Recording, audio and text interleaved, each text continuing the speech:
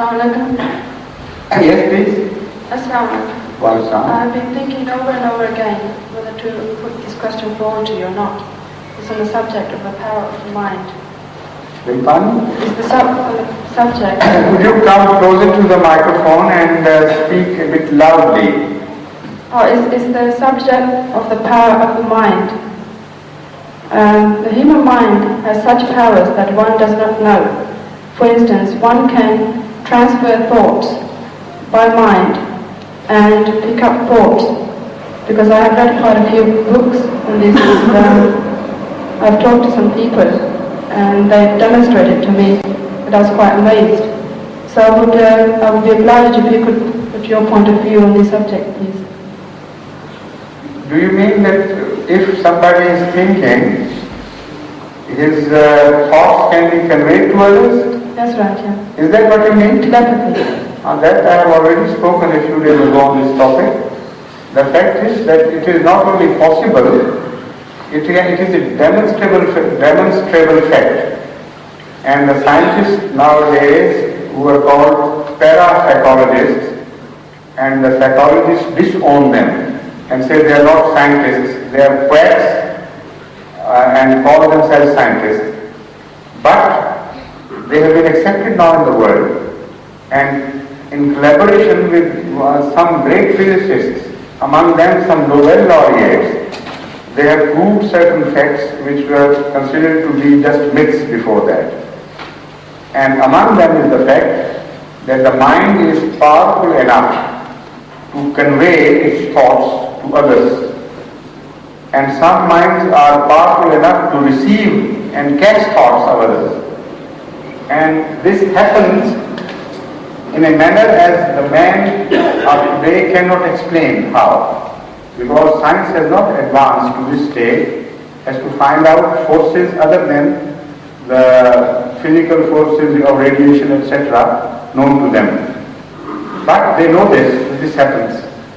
And even at large distances. I will tell you a very interesting experience, my personal experience, which happened in London long ago. In those days, because we didn't indulge in the common pursuits of most of students from our country, we used to organize intellectual parties, interesting parties. Sometimes there were all-night parties, groups who were interested in intellectual talks and things.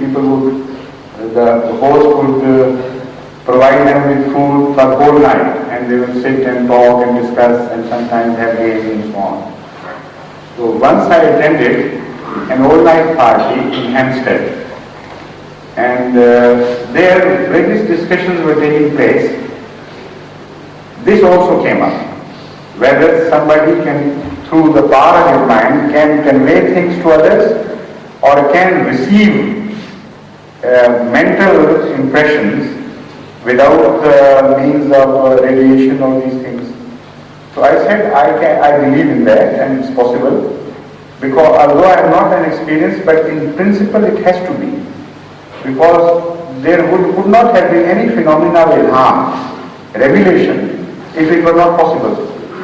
Because if revelation was made through ordinary means of physical radiation and things, then any ordinary instrument could also catch a revelation being made to a prophet or a holy man. And that is a system to which these ordinary people have no access. So there has to be some system which should be extraordinary. So this is why I believe in it. And they said, all right, are you ready for experiments? I said, yes, let's try. But I do not claim I have not had any experience. But all right, let's try. So they said, you go out to a safe distance where you cannot hear us. And we will think of something, all of us, and make a circle. When somebody goes out and calls you, you come and sit in the middle of the circle and imagine or concentrate on what we want to convey to you. So I went out, and after a while somebody came to call me back, and I went and sat in the center. So I emptied my mind of all thought. I didn't make any effort, was just emptied and sat there. And suddenly I thought I should undo the laces of my shoes. So I started undoing the laces of my shoes. I undid both the laces of my shoes and sat there, and suddenly somebody cried, "Yes, go ahead." I said, "What do you mean by go ahead?" And the whole process was stopped. They said, "We had thought you were wearing your shoes fully laced, and we had thought that we will convey to you, undo your laces and take the shoes off." So you did half of it and not the next half. So somebody became impatient and said, "All right, go ahead and do it." So that is my personal experience. I know this happens. And my late father, Muslim house, had that knack, and I also written that in his life history. Many times, so often happened that we were scared of sitting close to him, because he would read our thoughts. What we call clairvoyance. If somebody thought of a mistake, he would say, "All right, don't do it." Things like that. And I was terrified many times, sitting in his company. But can I start again? But do you think it's against Islam to pick up thoughts of other people, what they're thinking of, and going Pick up thoughts? from other people? You don't pick up.